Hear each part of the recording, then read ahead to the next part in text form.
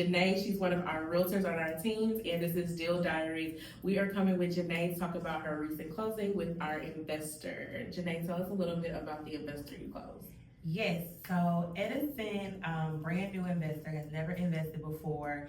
You know, he's one of those just very intelligent guys that does a lot of research online, likes to make very informed decisions. So that's just his general background. Period. But brand new to investing. So they were brand new. He's never done it before. Have you ever tried to do it before? No, I tried. No, researched a lot. Yes. Okay. And what was his goals? We know he wanted to buy an investment property. Was there anything specific that he was looking for? Yes. So he wanted to be in a great neighborhood that was appreciating. He wanted good cash flow because he was using a HELOC for his down payment. He also just, you know, he has, I love landlords like him. He came in like really wanting to provide a good home for somebody. He literally said on our first call together, he's like, I want a house that everybody wants to live in. I love that. Now, did his strategy change at all? I know sometimes with investors and even with home buyers, did his strategy change throughout the process? Yes. So initially, he came in wanting to be around like that 125 mark max for purchase price. But as you and I know, like when he described the type of house he wanted to me, he like great neighborhood, great house, all this, all that.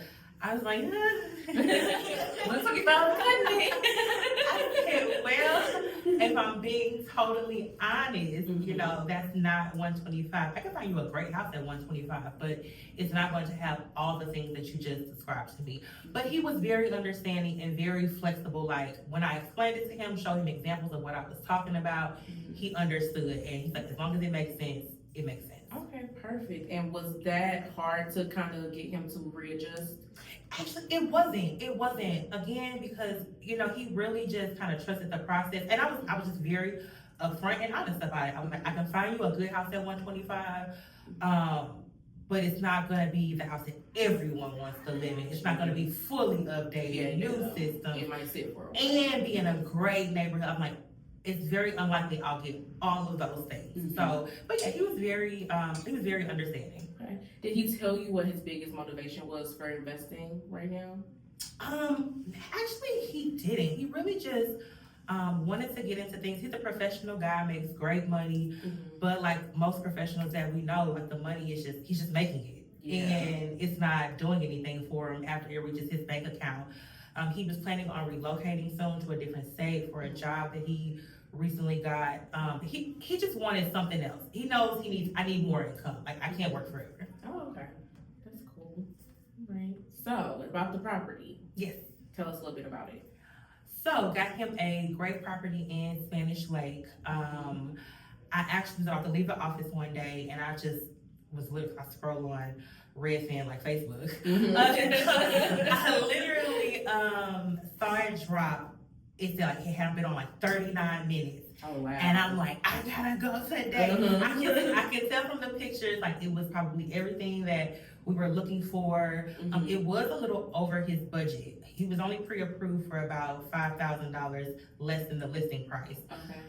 But you know, whatever, I'll figure that out when I get there. Right. So got there, checked everything out, took pictures, took videos for him, and I sent it to him. I said, man, listen, I need an answer like right now. So I really, I knew that this particular home, you were gonna have investors interested as well as home buyers. It was put together so well and priced so well. I'm like, people are going to be knocking through the door, like beating through the door for this house. I'm like, we gotta put an offer in right now. Yeah, the first offer. I gotta do the first one. Immediately. So because it was a house that was, because he wants a house that's attractive to everybody.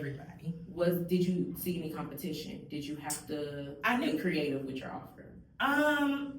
The only creative thing I would say is that I just got on the phone with the realtor and I was upfront. So again, he was only pre-approved for $5,000 less than the actual asking price. So I couldn't get to asking. Was it worth asking? It definitely was. I couldn't get to asking. So we submitted our offer and I called the agent. Let me back up a little bit. I will also say that it was priced like right at the top of that market. Okay. It was priced right at the top of that market. Mm-hmm. So I told her, I said, listen, we can't ask for credits. We can't because home buyers are gonna come in. They may give you asking, but they're gonna ask for credits and things like that. Mm-hmm. I'm like, we just have to go in. We'll cross that bridge when we get to negotiations. But as of right now, we gotta get our foot in the door. So that was that. And I just called the agent. I said, look, my buyer's ready. Like he is. Even the agent said he's an investor. I said yes. He's like, this is a nice house for a renter. And I was like, I know we want it. I'm like, we're gonna close. We are going to close. Oh, so wow. That was that. Okay, so you didn't have to do any credits. How much was the house for? The house was listed at $135. Okay. He was only pre-approved for $130, so we went in at $129.9. Wow, what made you do $129.9 and not $130? I don't know.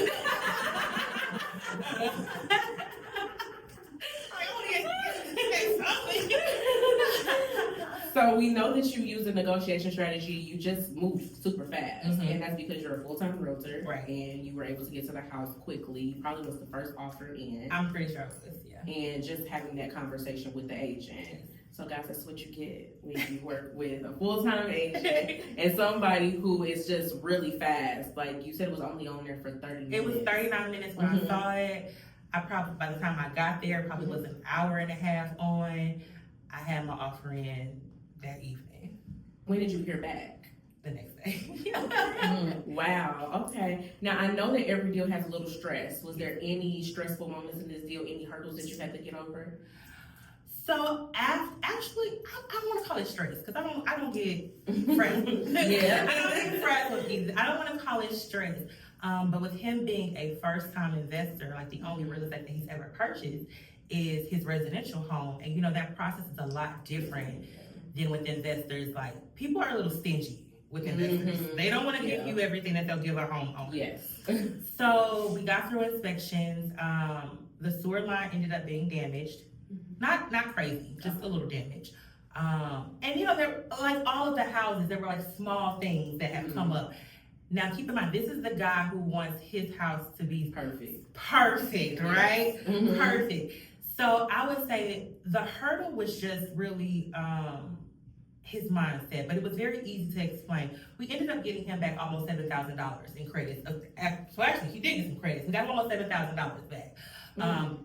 About $2,000 of that was going towards the sewer. The rest was like for frivolous things, and they still did repairs. So there was like one little thing that we were lingering over, which was the garage. Now the garage works; it goes up and down, but there was like a dent at the top of it that you almost couldn't see. The inspector caught it, and he was saying like a little split. I'm sorry, not a dent, like a split. He's like, "There's no repair for this. To fix it, the door needs to be replaced." They didn't want to replace the door. He was kind of stressing. I said, I'm like, I got you. $1 million back. I'm like, we not about to stress over a working door. Over a working garage. I'm like, we're not gonna like leave behind almost $7,000 for a $1,000 door. Like, it's not a thing. It's not a new build. It's not a new build. We're going forward. He's like, okay, when you explain it like that, he's like, come on. So how did you help him stay confident throughout the process? Because I know this is his first time. He's not here. He's never seen it in person. How did you make him stay comfortable and confident throughout the process? Just really communicating with him, honestly. I sent some pictures, sent some videos. We went through the inspection report together. I explained certain things that were on there to him that he may not have been familiar with, and just also explained to him the difference between buying your personal home and an investment property. But he was pretty confident. Like it was a great house. Also. So you can look at the house and tell it's a winner. Good. And what did this deal teach you as an agent? Because I feel like every deal I learn something new, either about myself or either about the market. Honestly, this deal probably taught me just to adjust myself sometimes, because typically when I see sewer issues, I beat them in the ground. I'm like, you crack them over the head. And the seller just didn't want to do that. He was like, I'll do the small stuff. He didn't want to get like dragged out in the contract. But again, at the same time, I was able to win him back more than enough for that and any other thing that might come up in the future. And the agent was really easy to work with as well. I'll say too, like, people don't know the power of having an agent sometimes. We are too, like, we're not neutral parties. We work for, each side. But we tend to come together and just like figure things out. Like, how can we make it work? How can we satisfy both sides and just get it done? So the agent was easy to work with. And we just got it. He's like, look, he doesn't want to fix it. I'm like, okay, well, you gonna give me He's like, oh, and he knows you don't want to go back to market. Like, it was a good house. You don't want to go back to market. After going through all of that. So you guys have gotten through all of that. You're finally at the closing day. What is Edison's reaction? How was he the day of closing? He was excited. He was getting excited every little point we got to, like from his appraisal to like getting his closing disclosure. He was getting more and more excited. And I think the best part is he didn't have to like really do anything to the home outside of the sewer. We didn't have to bust up his ground or anything. It was just a sewer liner. They just kind of like pour the stuff down there and it formed. So it was just easy. It was smooth. He was happy. He was excited. And he calls me. He says, "Okay, Janeé." So he's like, "What do I gotta do to get another?" I'm like, "You ready today?" So he's gonna keep buying. He's gonna keep buying. He's gonna get his renter in place first. But once his renter gets in place, he's like, "Let me just get through this one, and then he's gonna come back and buy it." So he's now closed. He's working with property management. What does this particular property mean for him long-term wealth-wise? Long-term, it was just their first one. I think a lot of investors have a special place in their heart for their first one. And of course, like when I know it's someone's first one, I just want it to be really easy, positive. So it's not always easy though, but I want it to be really smooth. So I think this is like the one that like got him excited. Like, he's like, I can actually do this. He finally felt accomplished. So what's the biggest myth that we hear out in real estate when it comes to investing that this deal basically proved wrong? This deal, I think for him, one, I think a lot of people come in with the idea of how much they want to spend. And everybody wants the best for their money, right? Everybody wants the best for their money. But I think he quickly saw, the best isn't always cheap. And then also too, just like shifting his mind, like sometimes when you're like so smart and you have such high expectations of everything, it's hard to accept. I'm going to use the word problems, but I don't mean problem because it's really not a problem. Sometimes you have a hard time accepting that this house isn't perfect. So just now he's had the mindset of someone who's purchased a home, his home, but now he's shifting to an investor mindset. Everything's not going to be perfect, but does the deal make sense? Like, am I going to get out what I need of it from what I put in it? Like, what can I just think about, like what could happen based off my inspection reports? And if it's not that big of a deal, if it's cash flowing, it's just not that big of a deal. Yeah, for sure. So speaking of like investors and their mindsets, what is something that most of the investors underestimate? In general, we have a lot of viewers who are investors or are looking to invest. What is something that they underestimate about the process? The process, I think negotiations. I think a lot of people underestimate the negotiation process, and it's really like house by house. We've been able to get houses for $20,000 over asking. We've also closed houses $5,000 to $10,000 over asking. And I think, our messaging is always that, we're going to keep, make, and save you money. That is true. But just know I can keep making, save you money by putting an offer in and asking. Or putting it in over asking. Some realtors are very strategic in how they list their properties. I do it myself. You list low to drive more offers. So I think that a lot of people just underestimate the negotiation process. Like sometimes you'll get a lot back, and sometimes it may seem like you didn't get a lot back, but in the long run, you really did. You really did. Thousands of dollars in the long run. Okay. Yes. So for a lot of our investors who are watching, what is some advice that you would give someone who's thinking about investing and just haven't done it yet? Stop researching and actually talk to a professional. Yeah. Like, I know we live in AI culture and you can look this up. People think they can underwrite a deal from a million miles away using ChatGPT. Nothing beats like having a local expert.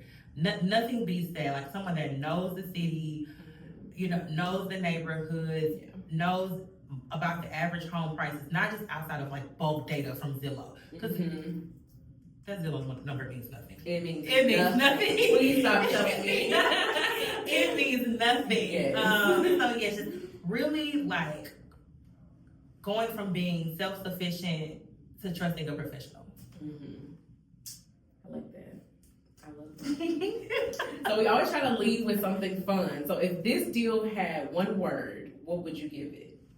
Oh, one word. I was just gonna say if one word, accomplishing. All the way around, like I'm obviously like proud of myself. Like when I can get something that fast, get it under contract, win a client back that much money. So I felt good about myself, and I also felt like really, really happy for him because I'm like, this is like his first experience really being an investor outside of just researching. And proud of the asset because you got a really I would live there. Yeah, like I would really live there. Yeah, if I live in if I'm a homeowner and I'm gonna live in your place where you renting, I would live there, and I'll be happy for the tenants too because they're gonna get a great house, and I know that they have an awesome landlord that really cares about the asset. Well, we are super happy for Edison. Congratulations to Edison. Congratulations to Janeé. Janeé, tell people where they can reach you. Yes, you can reach me on Instagram at realestate_with Janeé, or you can find me on Facebook under Janeé Raquel.